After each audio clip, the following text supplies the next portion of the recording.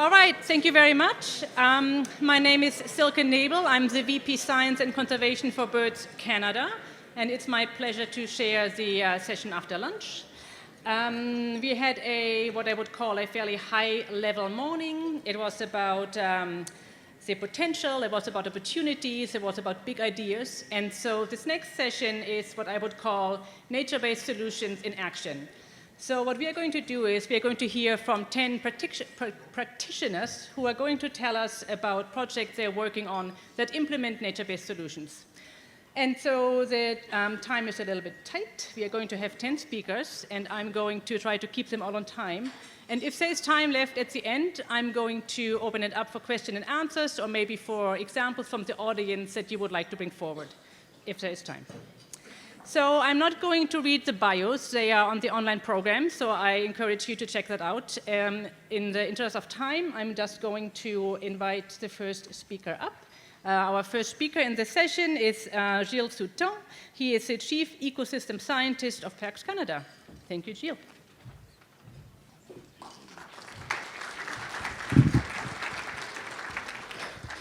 Morning. I'll use a few rare seconds to thank the organizers for putting this together. A lot of us in the room here have been on this climate change business for 10 years plus. I cannot imagine having had this 400 leaders in a room even just 2 years ago. It's dramatically important. Thank you a lot for gathering us, and thanks for an excellent lunch.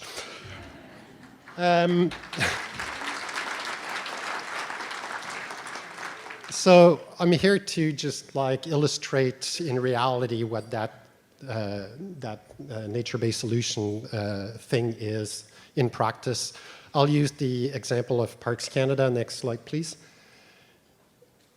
Or am I the master of the green button?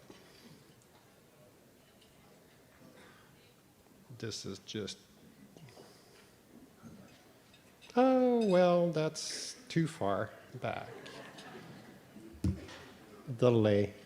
So the Parks Canada Protected Area Network is part of many networks that exist in Canada and in the world.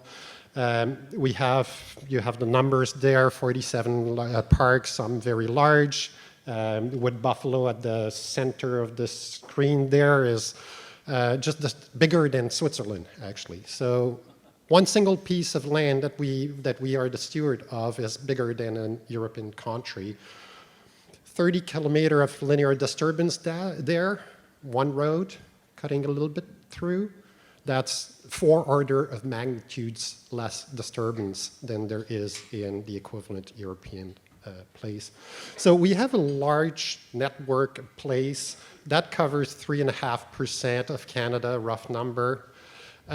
So it's small in percentage of a big country, but it's a huge lot of land.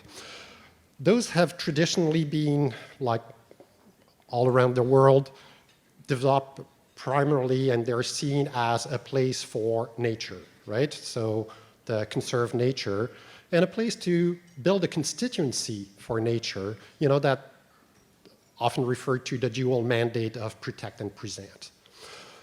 I want to introduce the idea of natural capital, and that we're stewards also of a huge natural capital, and that's important in the context of this discussion about nature-based solution. So our current estimate of the natural capital asset of this 3.5% of Canada is between $2 and $3 trillion. So we're the steward of 23 or whatever the latest number billion dollars, $23 billion of built asset, and that makes us a big asset holder, built asset holder. But it's minute in comparison to the actual natural capital that we're the steward of. So how is that linked to natural solution? Protected areas managers in the world have been working at this concept of protected areas as natural solution, protected conserved areas as natural solution for quite a few years now. You will find different ways of articulating how we are. This is in 8 ways, 8 bullets. We are a safe haven for species, and species are the building blocks of this natural capital. The lands, the ecosystems that we manage provide a lot of ecosystem services, water, air, etc. One of which is actually carbon, and it's singled out there because of its importance in current discussion. The places that we have, and we tend to have them with high integrity, and there is good science demonstrating that those areas have higher resilience. Now, if we manage them well and integrate them well in the landscape, we not only build the resilience of the site, but build a larger landscape level resilience. Other elements of protected areas as nature-based climate solution, they offer places to learn, living laboratory. They offer places to understand, and where indigenous leadership and indigenous knowledge help us better understand the places. And there are places that inspire people to take action. A couple of illustration of what we're doing.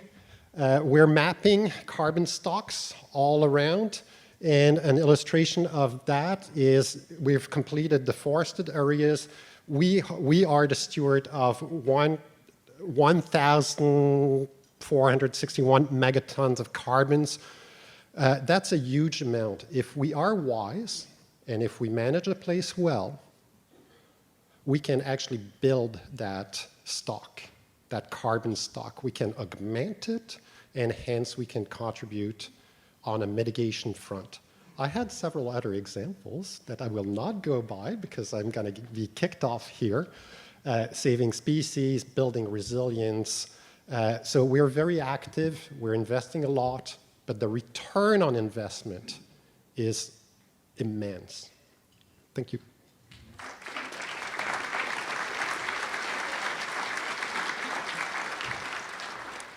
Thank you very much, Gilles. Next, I would like to invite Lara Ellis up to the stage. She is the Senior Vice President, Policy and Partnerships of Alice Canada. Lara? Thanks. Hi, everyone. This timed out at 4 minutes and 15 seconds this morning in the bathroom, so we'll see if I can keep to that. My name, again, is Lara Ellis, and I work for Alice Canada. It's not a family business. Alice stands for Alternative Land Use Services, which to a farmer means using your land for something other than food production. Alice Canada is a national charity that works with farmers and ranchers to restore, enhance, and conserve natural features on agricultural land. The Alice model supports farmers to do projects like native prairie restoration, wetland restoration and enhancements, create wildlife habitat, and plant trees. These projects have a benefit for all Canadians. Each Alice program, and there are now 27 community programs in Alberta, Saskatchewan, Manitoba, Ontario, and Quebec, is different to suit local realities and address local environmental priorities. But all of our programs honor the following principles. Each program is community developed to reflect local priorities and needs. All of our participants are agricultural producers. Our projects are targeted for especially high restoration or conservation value areas or marginal land. And Alice is market-driven. We support projects that have economic value for society. And Alice is voluntary at the community and participant level. We only work with willing partners, and the more enthusiastic, the better. Alice is not meant to be competitive, but integrated with other conservation initiatives. Alice is accountable, with our projects third-party verified, and Alice is science-based, following social, economic, and environmental sciences to guide program and project guidelines. Alice is truly grassroots, with community committees making financial and project decisions. Here is one partnership advisory committee from the County of Vermilion River in Alberta and another from Montérégie in Quebec. So national unity through farmers in action. So farmers applaud the ALICE program. We have waiting lists of farmers in the communities where we're set up. We rely on their knowledge of the land and their ability as farmers to produce ecological goods and services. As well as helping to design and establish ALICE projects on their land, they are responsible for project maintenance.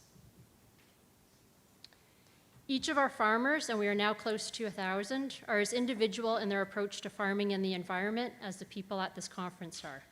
I encourage you to watch some of our videos to hear their different stories. One of the many reasons that ALICE is so successful is that our participants learn from each other. Communities also learn from other communities. We hold regional and national meetings every year so that program coordinators and national staff come together to compare notes about what is working. So how does ALICE fit into the climate change puzzle? All of our projects create additional ecosystem services. Here's one of our Western producers, Mr. Sean McGrath, and his wetland enhancement project. He has taken land out of production and put it permanently into grass, which will sequester carbon, as well as provide numerous other ecosystem services. ALICE projects actively restore nature to sequester carbon through planting grasses, shrubs, trees, and other vegetation. We also have some projects on productive land, such as delayed haying and mob grazing. Because there is, for the most part, a change in land use, our projects have additional GHG emissions reductions benefits. This is from no longer using synthetic fertilizers and pesticides on land and from not having to use farming machinery. Equally important are the climate adaptation and resiliency benefits from our projects. These benefits include retaining and slowing water, which helps mitigate flood and drought, and water filtration, which lowers the cost of water treatment. We are working with many partners in Alberta, including rural municipalities, the City of Edmonton, and EPCOR, to better understand the costs and benefits of natural infrastructure. Our study will look specifically at the impact of restoring natural features on rural road networks and in lessening water treatment costs related to turbidity and color downstream. So if you're interested in ALICE, please look at our website, which is really good. Come to the agriculture panel tomorrow or track me down. Thanks.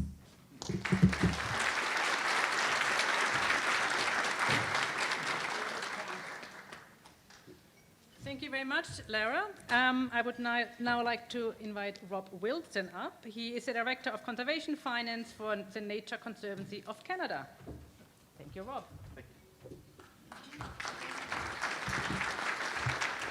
Thank you very much.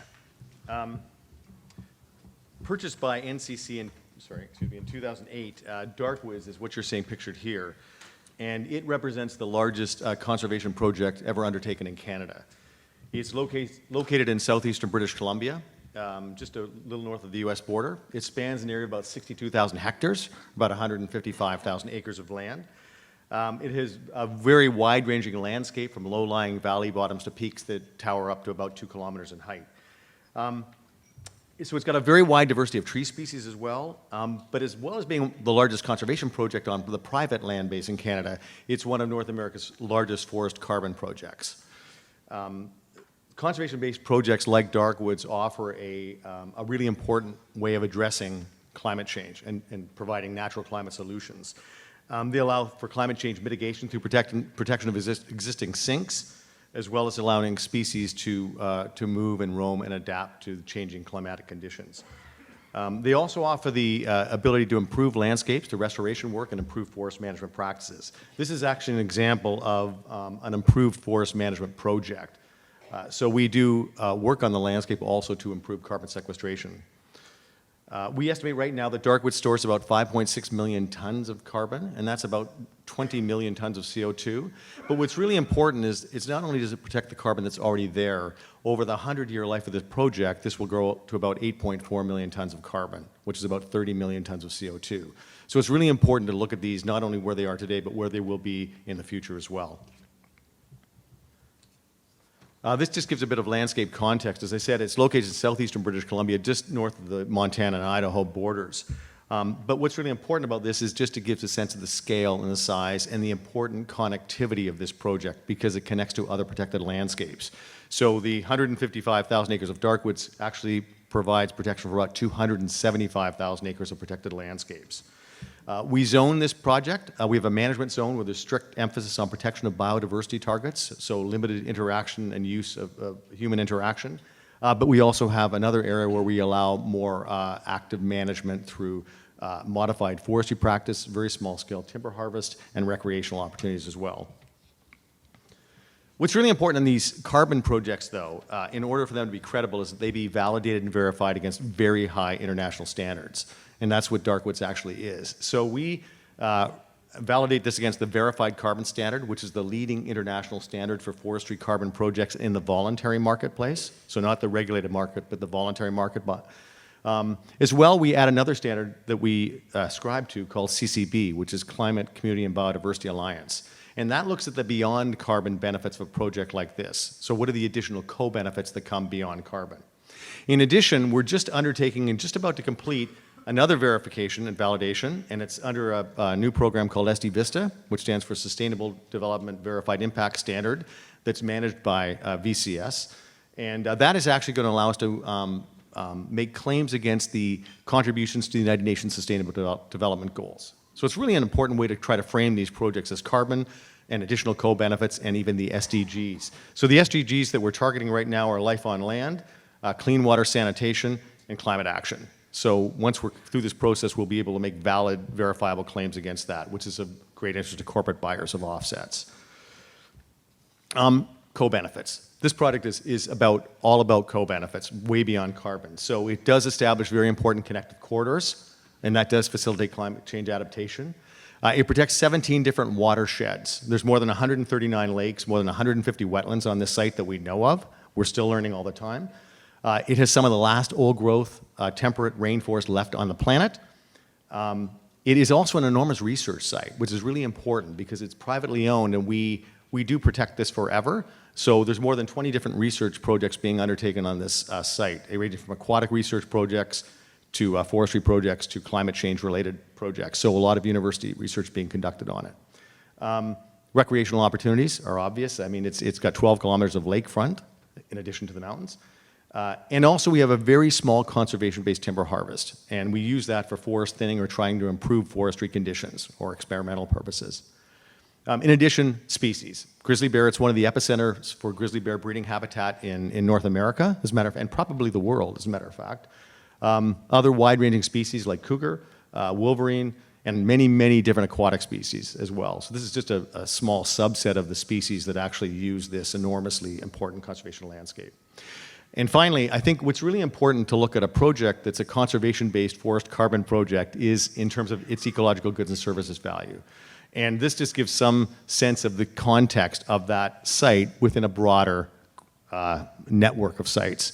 And you can see just some of the array of ecological goods and services that this project provides. So it's enormously important for Canada and globally because of its significance. So thank you.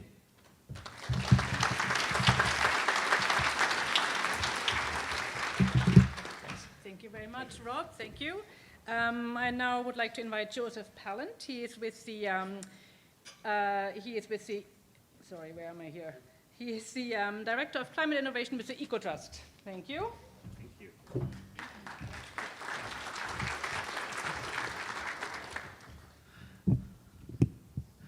Hello and good afternoon, everyone. Thank you so much for being here. So I'm going to talk about how carbon offsets help the Cheakamus community forest thrive. So discussing really how carbon offsets are a critical tool to provide new money for nature-based solutions and natural climate solutions where that carbon benefit is real, can be quantified, and brought to market through a carbon market. And it's a project close to my heart because I've been engaged across different partners and developers of this project, from EcoTrust Canada at present to Brinkman Climate before that, and Pacific Carbon Trust as part of the BC government before that. So it's a great project. So the Cheakamus Community Forest tenure was handed over to partners in 2009. It's made up of the Squamish Nation, the Lilwat Nation, and the Resort Municipality of Whistler. And it's really the 33,000 hectares of forest around the village of Whistler that's not part of the ski hill. These communities all had different priorities when they came to the table. The Squamish Nation had the logging contract on this landscape, and so they had an interest and community benefit from continuing to log. On the other hand, the Resort Municipality of Whistler derives its benefit and revenues and glory from being in this beautiful, untouched or as untouched as possible landscape. So they wanted to have zero harvesting. They didn't want to see any pockets of cut on the hill when you're going up the gondola. So a different interest coming together here. And what they did is they undertook to do an ecosystem, I need to fast forward this along. Undertook to do an ecosystem-based management plan where they could look at what does sustainable management of this landscape look like that meets the needs and priorities of its stakeholders. And so they did this work. EcoTrust Canada came in and was delivering that, and they came out to a few major points. One was that they wanted to double the buffers around riparian areas, double the buffer from 25 meters to 50 meters around all creeks and rivers and water sources. They also wanted to move from larger cut blocks to really small cut blocks, no larger than 1 to 5 hectares each. And so this would help deal with the visibility and not seeing these landscapes and having them be small openings. And finally, they added old growth management areas and wildlife management areas to give more space for those important priorities. The road to carbon offsets. So they also discovered that implementing these ecosystem-based management goals would lead to a reduction of annual allowable cut from 44,000 cubic meters to 21,000 cubic meters. And put quite cutely, it's half of the timber at twice the cost. And so fortunately, the carbon offset system was in the zeitgeist. It was 2009. It was around the time of Copenhagen. We thought we were going to fight hard and beat this climate change thing. And so BC had an offset system coming together, and they were able to hitch their cart to that. Making it happen. So Brinkman Climate was engaged to come in and really understand how we turn these actions on the landscape into this new environmental asset, the forest carbon offset. And they have long, deep expertise in forests and also in leadership in carbon offset development protocols, building the tools to enable these projects to go ahead. And they were able to use the BC Forest Carbon Offset Protocol to turn this action into high-grade compliance offsets. In order to do this, we needed to get an atmospheric benefit sharing agreement to get the rights to the carbon benefit created on this Crown land. And we were able to do that in a commercial sense through the Treasury Board.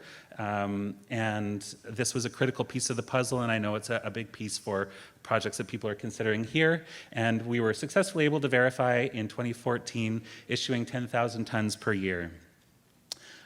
Here's some information on the dollars and cents. We were able to negotiate a put option where we delivered 80% of the carbon to the provincial government for their carbon neutral public service program, and then we're able to keep 20% of that carbon, which we were successfully able to sell to the voluntary market at a higher price. And this really ensured that we had enough money, enough clarity that this project could survive, that the community forest could do its work and not go under and have to just revert this back to normal harvesting. And today we see that a lot of the time the community forest earns more money from the offset sales than from net logging revenue, so a very important tool. So there's a lot of learnings that we learned in this. I'm always happy to talk about it. I really see that the Cheakamus Community Forest Offset Project is a strong example how communities can work together to achieve their management goals and fight climate change. Thanks so much for the opportunity to speak. It feels amazing to work in carbon offset projects. We can wear a suit. We can wear jean shorts, and it's a profound delight to see society and experts like yourselves here in the room discussing natural climate solutions and looking at all the tools, how we can array the resources necessary to get the job done. Thank you so much.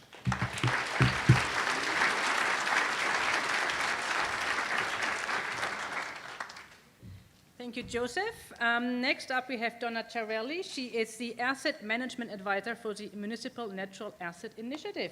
Thank you, Donna.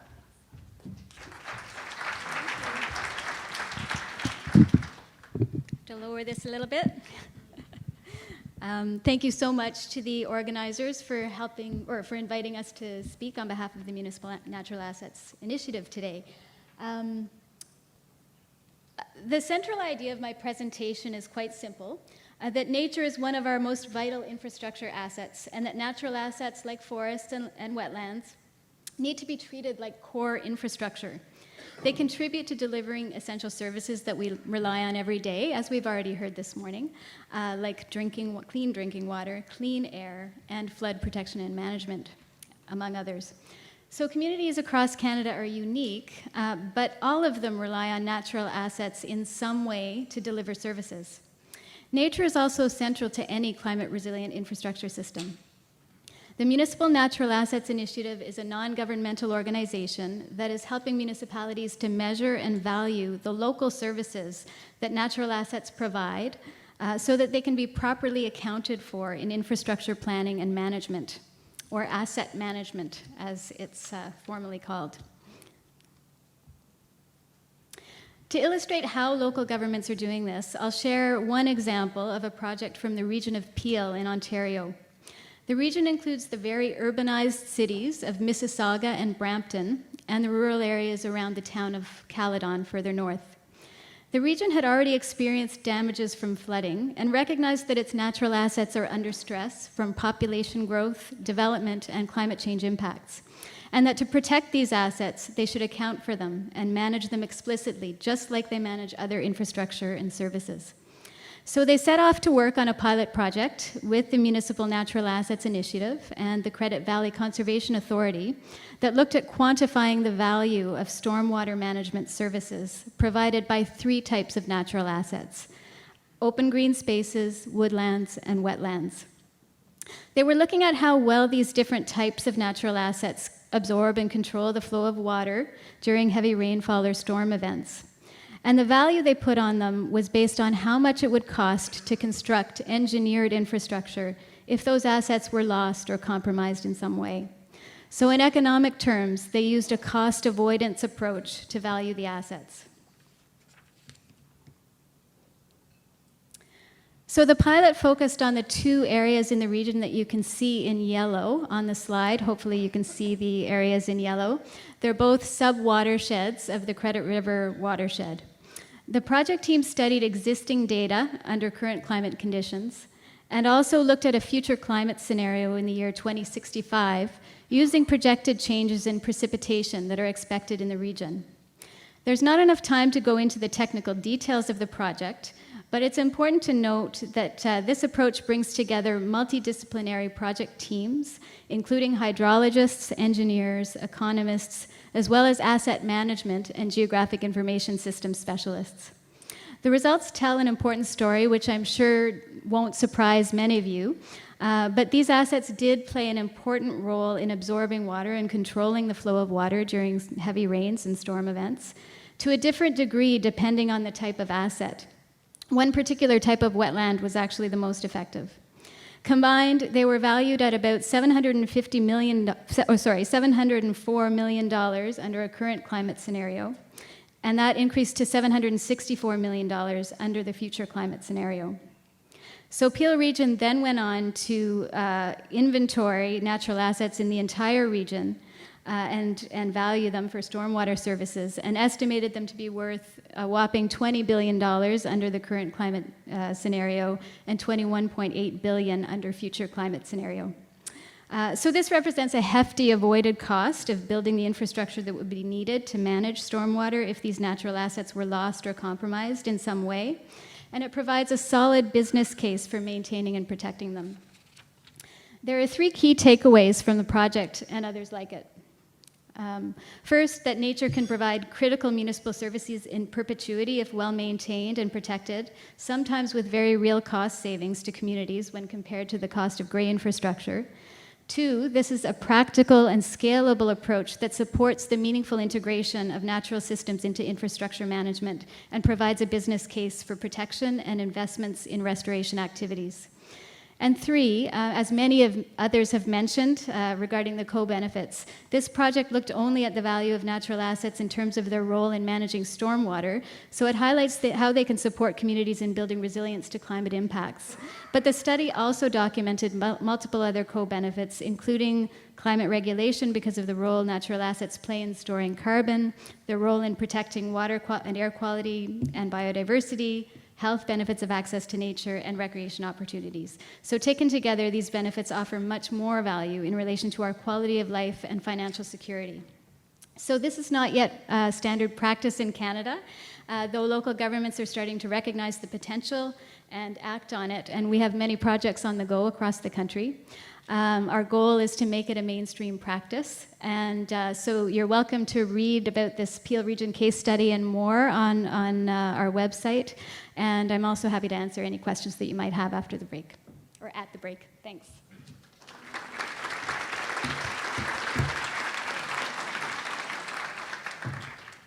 Thank you very much, Donna. Next up, we have Rob Keane. He is the CEO of Forest Ontario. Thanks very much. This is sort of like speed dating. You got 5 minutes to do this, and just my wife's actually here, so Deb, just so you know, I've never actually done speed dating. So I'm here really about boots on the ground. I'm talking about tree planting, and certainly some of the lessons learned since we started tree planting back in 2004. Thank you. And just quickly, just so you know a little bit about Forests Ontario, we are a not-for-profit charity. We focus on 3 main areas, all looking towards ensuring the healthy forests for our future. And the first one is tree planting. And when we're talking about tree planting, it's about afforestation, which is creating new forests from tree planting activities, not reforestation, but creating those new forests that we've all been talking about with the 2 billion tree program. Forest education, where we're trying to engage our youth, get them exposed to the outdoors, understanding more and gaining a passion about the outdoors, so that hopefully they will become our future stewards of our landscapes and natural landscapes. And finally, community engagement. And it's really about ensuring that people understand how important our forests are, our natural landscapes, and really getting them to better understand, really, and Beth McNeil mentioned it this morning, about how well we really do manage our forests here in Canada. We should all be proud of that as Canadians. And so those are the 3 areas that we primarily focus on, but today we're really here to talk about tree planting. And we started tree planting in 2004, actually, and I feel like it's a little deja vu. In 2004, we worked with the federal government under a program called Forest 2020. Some of you may remember that program. And within a very short period of time, in 2004, 2005, we planted 2 million trees. And in 2006, the program was over. And a lot of our partners and nurseries and everybody said, just don't ever do that again.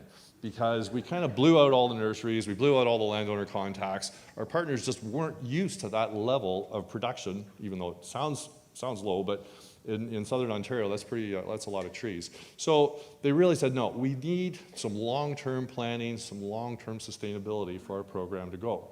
So in 2007, Premier McGuinty announced the 50 million tree program, and between then and April 12th of 2019, the government canceled the program. And that was, it was really quite a long period of time that we were doing the afforestation program. I've got to say, we had just a fantastic relationship with partners on the landscape, and certainly with the Ministry of Natural Resources themselves. You know, we worked together closely, got a lot accomplished over that time, and then, fortunately, in June 5th of 2019, Catherine McKenna announced the support of the tune of $15 million over 4 years of the 50 million tree program. So it really was, it saved the day. There was a bunch of folks that said, oh, you just keep your head down for a few years. You don't have to worry about it. You know, the government may come back and start supporting the program. But I was absolutely convinced that if we stopped the program, all that infrastructure would disappear. So it was really essential to keep things going. But I think what's really interesting is the boots on the ground. It's the experts that are out there that have the expertise, they know the land, they know the landowners, and those are the groups that we work with. And so with our model, we do some more of a provincial level coordination, but it's these folks that are the experts on the ground. And certainly, it's always to the point of ensuring we've got the right trees for the right place. Native stock, and again, people know where the soils are, and they know how to get the best trees growing in the site. So it's this incredible infrastructure. I'm not going to go through all of this, but there's an incredible amount of pieces to the infrastructure required to have successful tree planting. And I think that's something that people really forget. And it usually, I know Beth talked about 2 years, 3 years, it's probably about a 4 or 5 year planning period that we need to have in place to ensure those healthy forests for the future. And certainly when we're talking about healthy forests, it really is when we're thinking about the large rural landscapes, right down to the urban forests. It's all the same kind of infrastructure required. So I think it's important for people to understand how much is involved in that. We took the model for Ontario and we took it right across Canada with our program Forest Recovery Canada. And we're working with partners across Canada to plant trees, the same model that we spoke of before. And we start looking at this 2 billion tree program. We know that we're going to have to increase capacity. We know that we're going to need some long-term planning and long-term sustainable financing to be able to encourage our partners to invest in their own infrastructure. It's an incredible opportunity for people to come together and bring in the corporations, bring in all levels of government, bring in donors, bring in foundations, all to work together to work towards achieving this healthy landscape for the future. And I just wanted to show this great example that we have of bringing corporations together. This was an effort, it was Mark Cullen, Tony Giovanni, who are here today, that started the Highway of Heroes. And they brought this together. We worked with the funding that we received from the federal government and from our donors to achieve this high level of success for the Highway of Heroes program. So it was just a perfect example of bringing things together and bringing the donors and groups together to ensure that success. We feel that we're ideally positioned to help with the $2 billion. We want to make sure that the systems are in place so that when people want to do tree planting, all those various components are there so that we can ensure success for the future. The one big comment that I would make is we can't chase a number, we have to do it right. We have an incredible opportunity here to bring all the partners together to make sure that we're successful, to make sure that we're increasing the amount of forested cover and natural landscapes. But we all have to bring it together to do that. Thank you very much.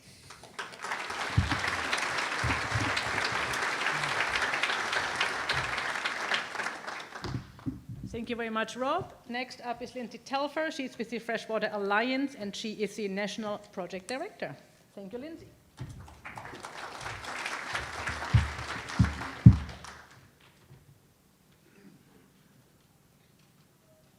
All right. Oh, we went back. All right. Thanks, everyone, for being here today and for inviting me to come and share. It's a great privilege to be presenting the work of a number of our community partners. So I'm going to up the ante on the speed dating and present to you today 6 projects and organizations from across the country. Together with Green Communities Canada and with support from the Our Living Waters Network, we at the Freshwater Alliance have been convening a natural infrastructure community of practice for the past 2 years. The examples that I'm going to share with you today reflect the types of projects that community organizations are implementing on the ground across the country. The Shediac Bay Watershed Association, in partnership with the Municipality of Shediac, built a rain garden to capture runoff. The model garden serves as a demonstration of stormwater catchment while providing an overview of the construction and landscaping methods required for this type of gardening. An interpretation panel was also installed nearby to engage residents and share knowledge on the opportunities that the rain gardens provide. This year, they naturalized a retention pond next to the municipal garage and have another rain garden planned with the municipality for 2020.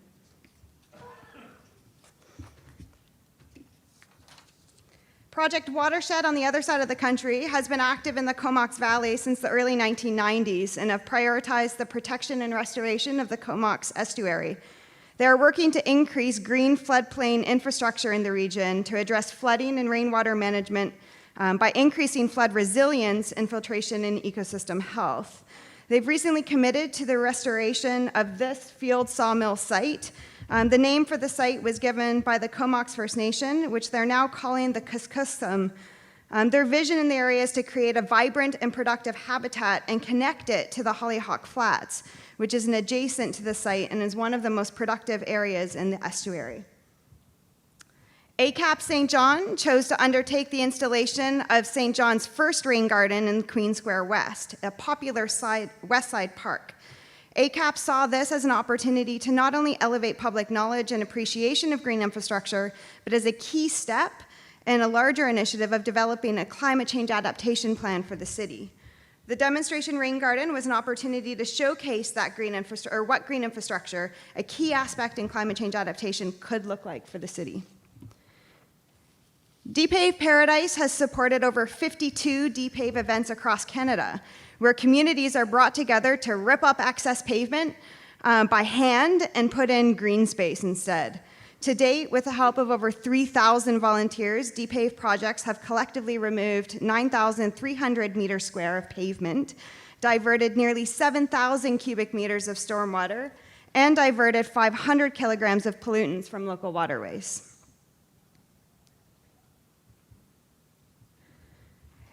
Right here in Ottawa, using a community canvas approach, Ecology Ottawa has distributed 2,600 stormwater management solutions, such as treat seedlings, downspout redirects, and our splash guards to homeowners across Ottawa. This project has diverted an estimated of 7 million liters from the city's sewer systems. And it also provides a unique example of how we can engage homeowners in this movement for nature-based solutions.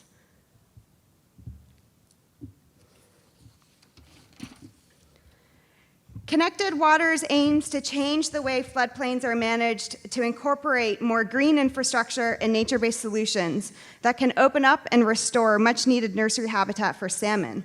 This project is led by Watershed Watch Salmon Society, a salmon advocacy organization with the mandate to restore salmon and their habitats. The Lower Fraser is the most diked jurisdiction in Canada, with over 600 kilometers of linear dikes. They've identified 1,500 kilometers of side channels, sloughs, and tributaries in the Lower Fraser region that are impacted by dike infrastructure, leading to poor water quality. So as you can see from these projects, we have significant opportunity to drive towards outcomes such as improved flood resiliency, improved water quality, reduced pressures on our aging gray infrastructure, and to a lesser but important extent, some mitigation outcomes. But if we continue down the path of only supporting pilot projects, we really will fail to catalyze the true potential that natural infrastructure solutions have for our cities. Yes, pilots are important and we need them to start to showcase and create the business case for nature-based solutions. But to truly drive community climate resiliency, we need to scale up and start thinking big. Let's imagine for a minute that our urban centers, our built communities, are interconnected with rain gardens throughout our cities, that we have robust tree canopies, naturalized shorelines, naturalized roadways. Only then can we really start to see the outcomes that are possible with these types of solutions. So I invite us all to think big, scale big, and start to think how we can actually transform our urban environments using natural infrastructure and nature-based solutions. Thank you.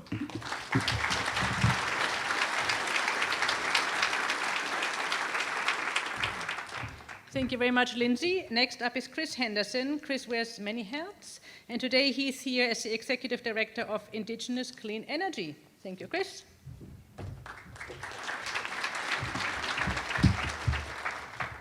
As we gather today on the unceded ancestral land of the Algonquin people, I speak to you on behalf of hundreds of Indigenous communities and people who are working on clean energy across the country. But there's a problem with that, potentially, because while renewable energy can combat climate change, renewable energy can also be bad. So how could it be good?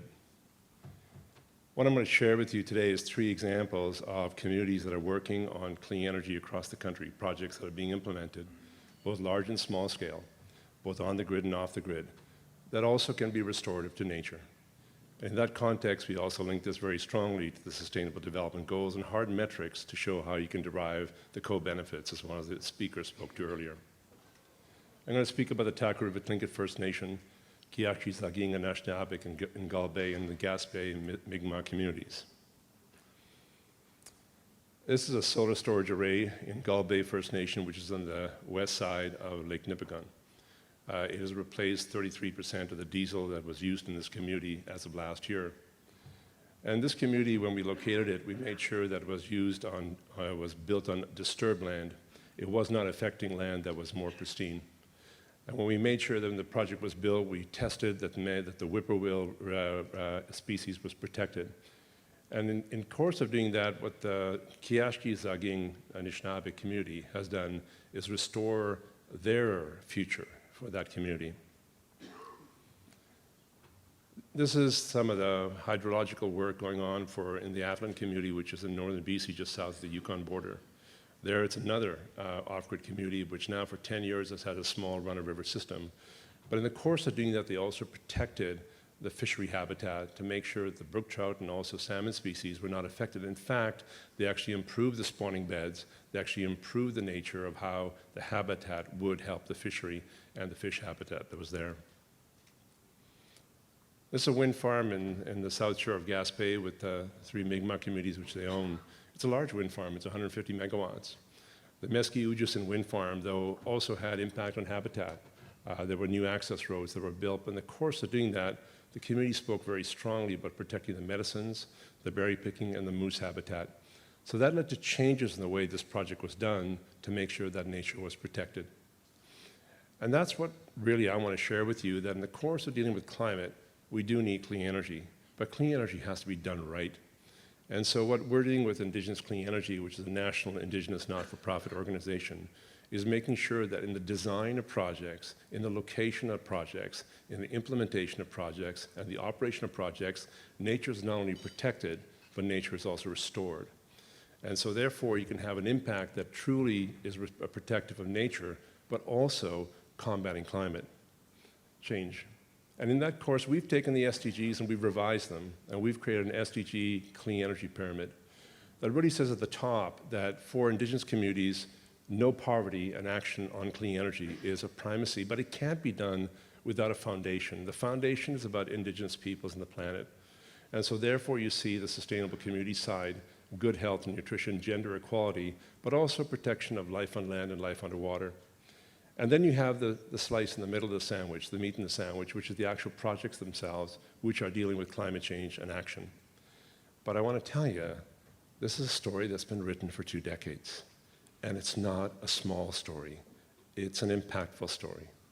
Because here are the numbers. As of today, there are 171 medium to large renewable energy projects, wind, solar, biomass, and hydro projects, small hydro projects, that are owned, co-owned, or have a defined agreement with the First Nation, Métis, or Inuit community. There are another almost 2,000 smaller projects, mostly solar, that are also involved, led by First Nations. And typically, the ownership is 25% to as high as 100%. That's the job creation and that's the income. And the income is being restored, being reused and recycled in the communities to generate further restorative impacts, further impacts on sustainable development goals. And this story is continuing across the country from coast to coast. Last week I was in Inukjuak in northern Quebec on the east coast of Hudson's Bay for a small hydro to replace a diesel project. Later next week I'll be in the Yukon for projects there as well. And across the country you're having these impacts. But here's the principles that we ascribe to. 4 simple ones, important ones. Wild spaces and ecological zones are critical to the preservation of species. Clean energy should not be developed in those spaces. 2, clean energy must consider in a comprehensive way the protection of nature, going beyond regulatory compliance to both protect and restore. 3, the inclusion of Indigenous peoples in clean energy is necessary both for themselves and for the protection of nature. And clean energy is a means to address climate change. Cannot be done if we don't protect nature. Thanks very much. For those of you who'd like to know more, I have one copy of the book I wrote called Aboriginal Power. See me, I may give you another one. Thanks.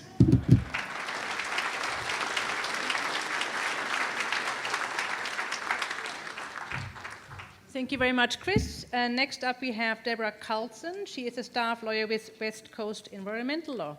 Thank you, Deborah.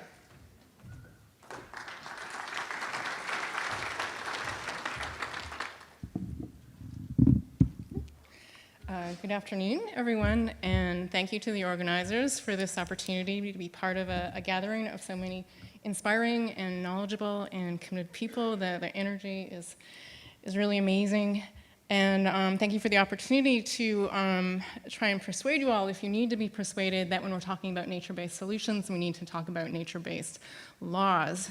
So yes, I'm a lawyer, and first I wanted to acknowledge that I'm here on lands governed not only by Canadian settler laws, so federal, provincial, local, whatever, but also by Indigenous laws and legal traditions, and here particularly those of the Algonquin Anishinaabe people. And we've heard already today about the power of Indigenous laws here in Canada and around the world, and it's true that Indigenous laws really are the laws of the land.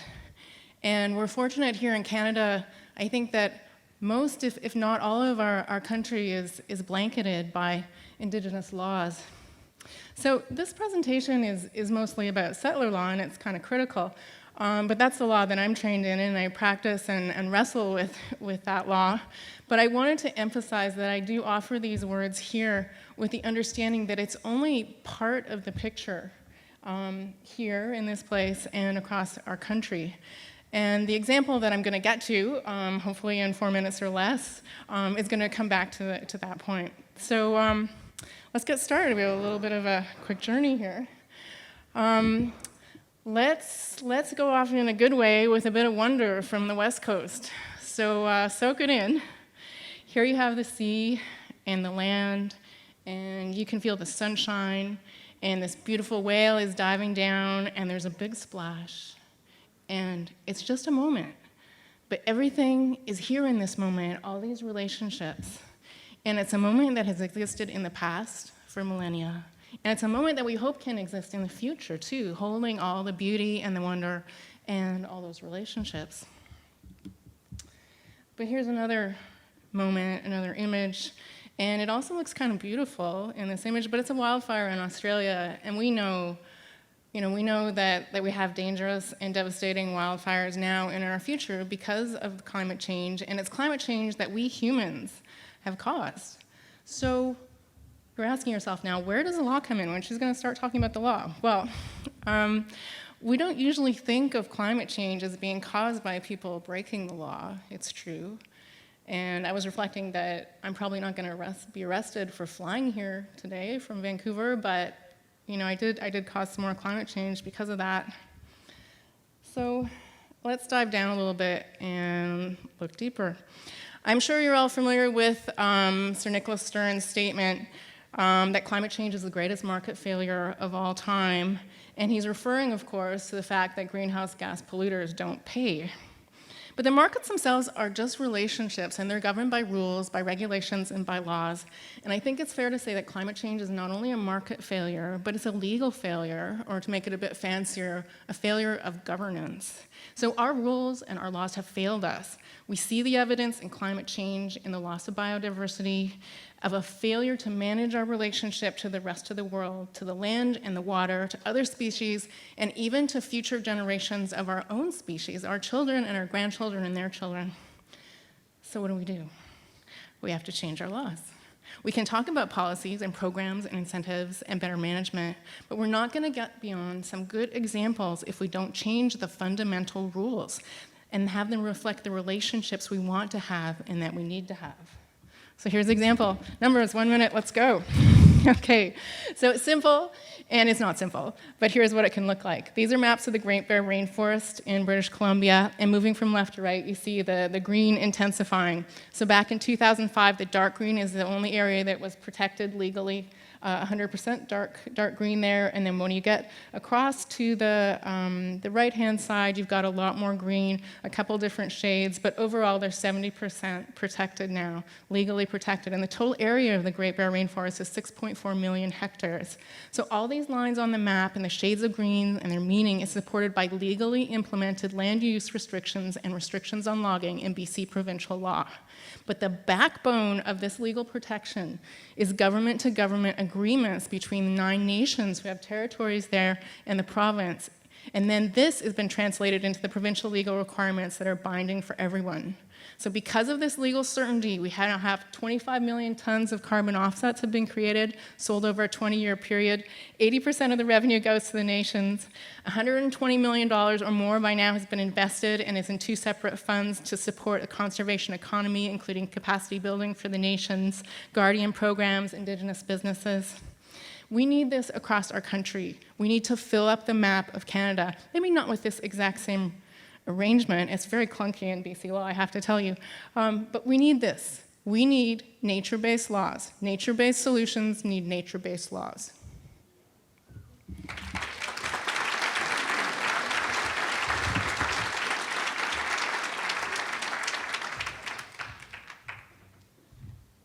Thank you, Deborah. We actually have one more presentation, and that's Shelly Petri. She's with the Greenbelt Foundation, and she's a program director. Shelly?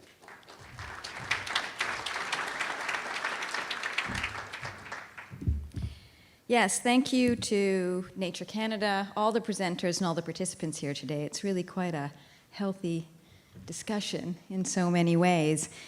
And I've never been in a room I've never seen nature-based solutions talked about across Canada. I just live in the small world of Toronto. And it's just really great to hear that there's so much going on out there. I'm here to talk about a regional framework and the impact that a regional framework can have using nature-based solutions and impact on climate resiliency. And in particular, in areas, high population, and those near urban, undeveloped areas within those city regions where there is actually quite a bit of nature and functioning ecosystems. I work for the Greenbelt Foundation in Ontario, which is 2 million acres of agricultural systems, water resource systems, and natural systems protected through provincial land use policy. And it stretches right across the Toronto region from Niagara through Toronto to Peterborough. And there are 21 urban river valleys that come out of the Greenbelt down into Lake Ontario and up into Lake Simcoe in the Great Lakes Basin. There are also multiple Indigenous territories in this area, one of the biggest being the Mississaugas of the Credit, who we're building a relationship with.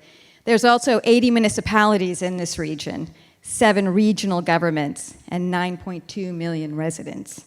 And the Greenbelt itself is connected both agriculturally and natural heritage-wise to a much broader natural heritage system and agricultural system in southern Ontario. And these systems are really pivotal to sustaining the health and prosperity of this Greater Toronto region. And it's really the being able to call something a greenbelt and give it a personality and give it a purpose that is different than development has really been a game changer in the region. And after 15 years, we're seeing this greenbelt with high profile and high public support. And it has really elevated the importance of nature in our lives and what kind of impact that is having on how people perceive what should be done on the land is really changing. The Greenbelt Foundation, well, we're a champion of this Greenbelt, and we really, our impact can really be from a regional framework in which regionally we can convene municipalities and others to act, collaborate, learn, and have a much bigger impact across an entire region. And we do this with small and large cities and rural communities in the Greenbelt. And our role does include now addressing climate change, mitigation, adaptation, resiliency. And we've started down this path with a couple of goals. One, natural infrastructure. We have a focus on natural infrastructure, and particularly with partnerships with municipalities. And 2, starting down the path of having a larger conversation with communities about climate resilience and what that can possibly mean. We're an organization that has grant-making strength, research and policy strength, communication strength, convening strength, and engagement strength, but we work with so many partners and experts to actually get the work done. I'll go over our project areas at this moment in time kind of briefly from a climate change perspective. So one, on the natural infrastructure front, it's really about projects that can demonstrate the effectiveness of natural infrastructure in protecting our communities and providing that evidence that decision makers need in order to look at natural infrastructure. Cost savings through augmenting or replacing gray infrastructure, and we provide business cases for that. And then we also provide resources around tools and demonstration projects to our partner so that we can increase the capacity and use of natural infrastructure across the region. We do municipal natural asset management because municipalities are really decision makers on the land. And when they incorporate natural infrastructure into their asset management programs, you're seeing the loss of biodiversity decline, you're seeing investment dollars go in. We're also have another project where we are called Positively Green, which is really looking at shovels in the ground, big natural infrastructure policies that provide both the evidence that municipalities need, but also showcase the potential. So yesterday we announced a grant program where we're going to be funding some sort of signature natural infrastructure programs in the region, but we're also doing work through studies and modeling to really show the potential of these interventions that can happen on the landscape. And working with conservation authorities, we already have like 100 projects that they have identified. And so I know my time is over. Lastly, though, I did want to mention the work that we are just starting to do around Target 1, and that is looking at biodiversity within near urban areas, and that protecting protected areas isn't necessarily the solution for these regions. And so we're working with a number of partners to look at different solutions than small, little, broken up protected areas across a really fragmented landscape. We'll still be looking at protection and land use policies, but key to that is going to be conversations about governance, conversations about co-management, conversations about restoration in the region. We're really looking forward to those those grassroots conversations around that. So these are some of the solutions that are underway in our region, and we're really looking forward to having a larger conversation with people in this room, those that work in near urban areas and big city regions. I think we have a lot in common, and we really look forward to meeting you and maybe even developing more of a pan-Canadian conversation about these types of solutions. And I can point out a couple of members of the foundation, Ed McDonald and Kevin Below, that are also sitting here, and we hope to have lots of discussions over the next couple of days. Thank you.